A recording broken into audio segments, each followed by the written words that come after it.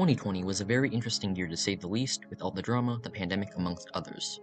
Yep.io was no different, with this year getting a pandemic of multi-boxers, along with a little war between the developer Zeech and the multi-boxers themselves. As this year comes to a close, let's review the drama, bugs, and updates which have happened. This year started uneventful as usual. Zeech, who was working on Floor.io, had not bothered to do much on Yep.io at all. Instead, he opted to edit the changelog with a nice little advertisement of Floor.io. Now, enter Kazka. In around May, Kazka at the time was making a script called DepTool. This was a script that allowed a user to join up to 2 bots in an AFK feature to prevent the user from being pushed out of the base by others. I discovered DepTool myself early in July and made use of the bots to enlarge sandboxes and the AFK, well, for its usual purpose. Kazka also made a Discord server which I joined, of course out of interest. In late July, the increase in the number of bots likely drew Zeech's attention. This resulted in him applying a few changes. The first change was the POW worker. Proof of work, as it's called, is a way for the server to verify that the client is indeed human by making it arbitrarily hard to get past the POW when joining bots. FYI, the Dep.io POW can be found via the sources panel, and I have included the file in the description below. Anyhow, the POW works like this. A client joins a given server. The server will send a challenge for the client to solve, and note that this will consume a given amount of CPU. Once the client solves this, it will send the solved challenge back to the server, and once the server receives the result, it will send a new challenge for the client. Repeat. At first, the POW implemented was way too over the top and disconnected numerous legitimate clients, all the while consuming a lot of CPU, but on a side note contained a funny comment for the record.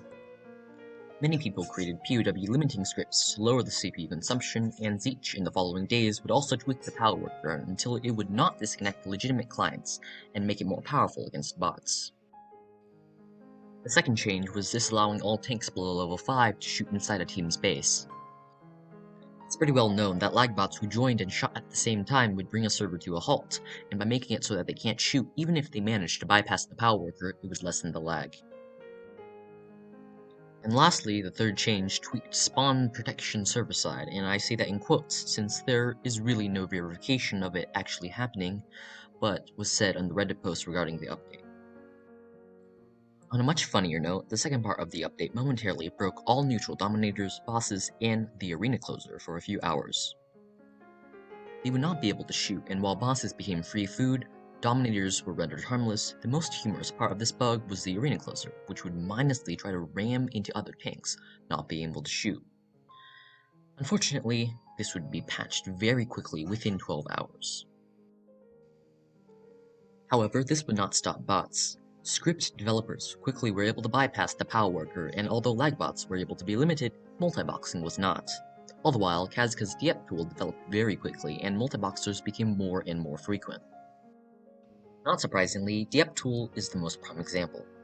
As Kazka was continuing to develop the script, he eventually opened 4 Vultr servers where his script users were able to join their bots more efficiently, and on August 31st, he decided to make DepTool Patreon only. This is where Kazka's downfall starts. At around the same time, his script was reported on GreasyFork for violating the TOS, as all GreasyFork scripts needed to be free to use. I, unfortunately, was unable to get a screenshot of said report in time, and WebArchive has unfortunately been unable to record said URL. As a result, Kazka was forced to make a free version of his script again, and all the while, when multi-boxing plagued the Dep servers, he called it a script designed to enhance users' gameplay.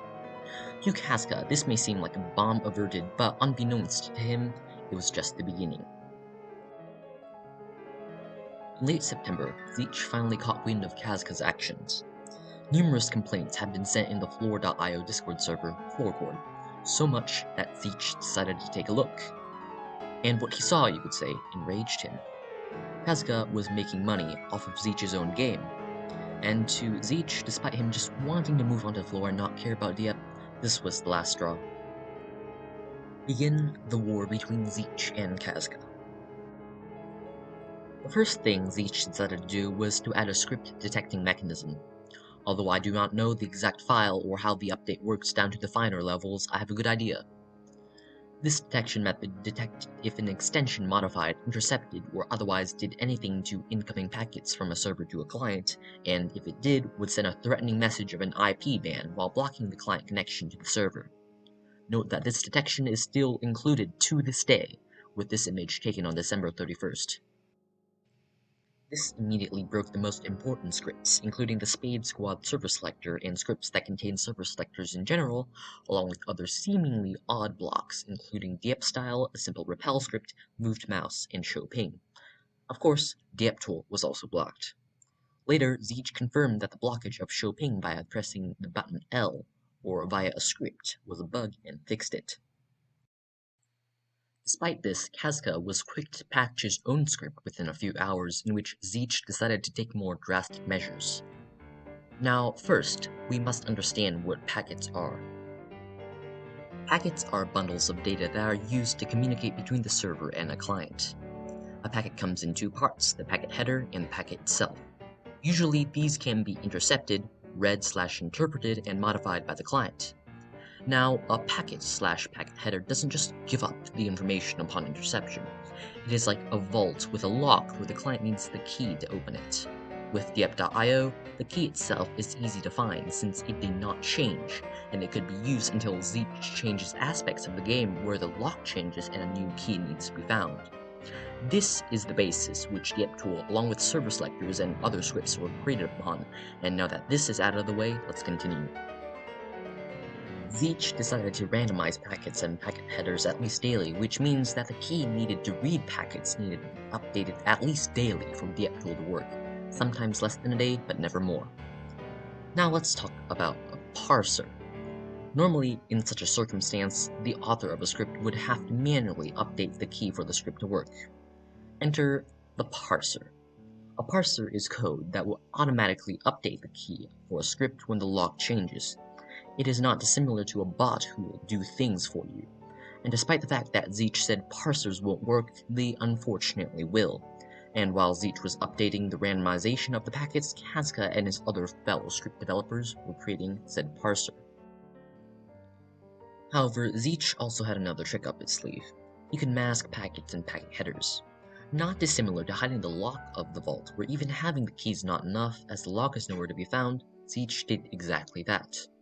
He also synced the shuffling of the packets to packet headers to make it harder to parse.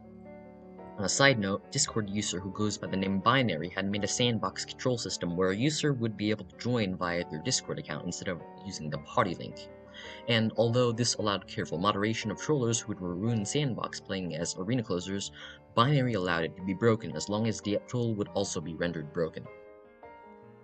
On the very same day, after, in double quotes, fighting a battle with Zeech, Kazka posted a public announcement in his Discord server regarding the situation and how dieptool would have to end. However, in reality, it would be still far from over.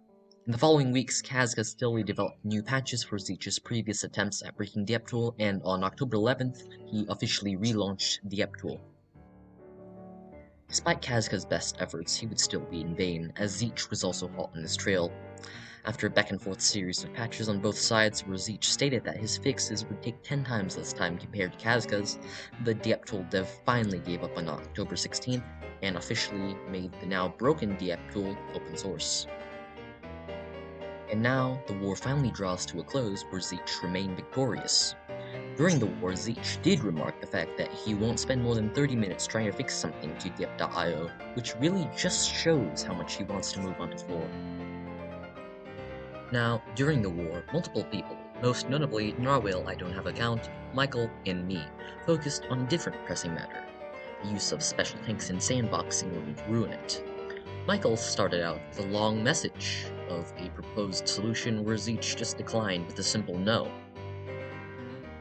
However, we continued to pressure him and he finally gives in.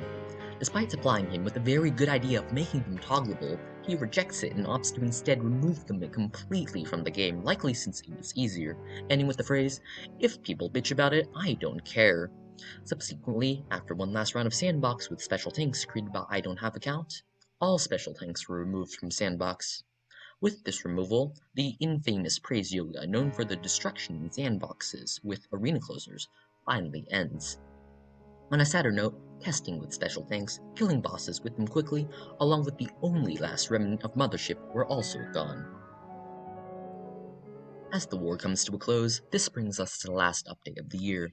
Spread scripting was long a problem in the Dieppe community, and on October 18th, Zeech decided to make a final update which would permanently stop this. Let's first talk about stacking.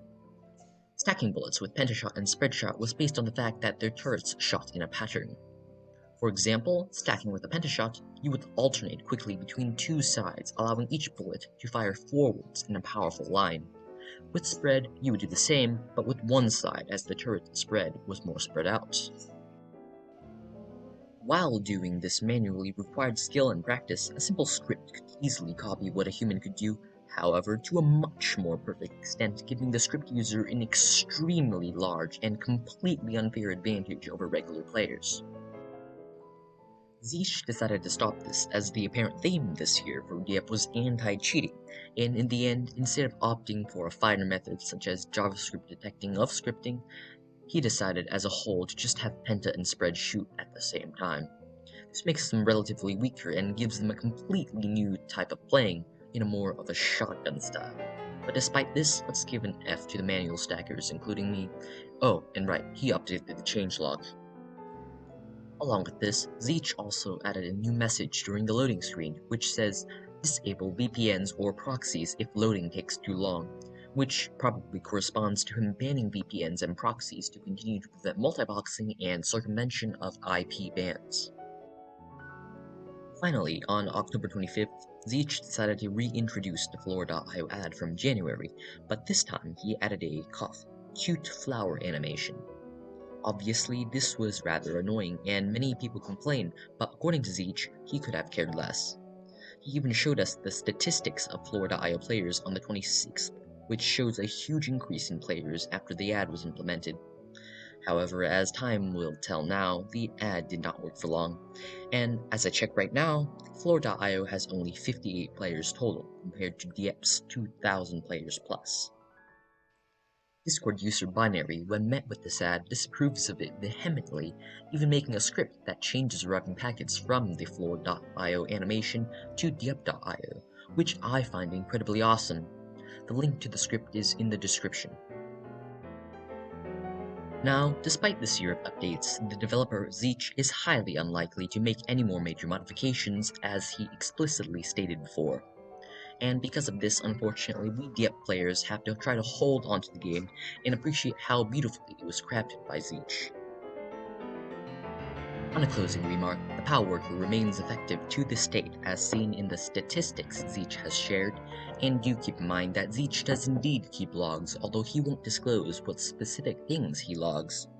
But other than that, we have arrived into a new chapter in life, and I wish every one of you a happy new year, and a happy year of enjoying Dieppe.io.